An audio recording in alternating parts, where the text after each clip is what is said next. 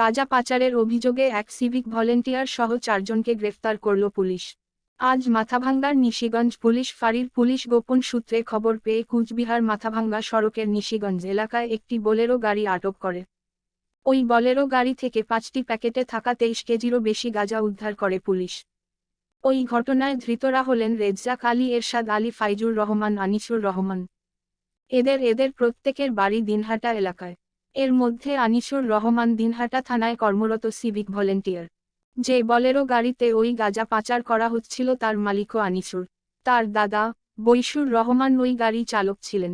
Police সূত্রে জানা গিয়েছে সাহেবগঞ্জ থানার সুকারুর কুটি থেকে ওই গাঁজার প্যাকেটগুলো নিয়ে কুচবিহার মাথাভাঙ্গা সড়ক ধরে শিলিগুড়ির দিকে যাচ্ছিল।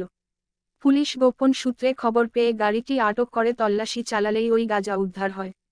কোচবিহার থেকে গাঁজা পাচারের ঘটনা নতুন কিছু নয়, তবে এবার গাঁজা পাচারের সঙ্গে সিভিক ভলেন্টিয়ার যুক্ত থাকার ঘটনায় চাঞ্চল্য সৃষ্টি হয়েছে।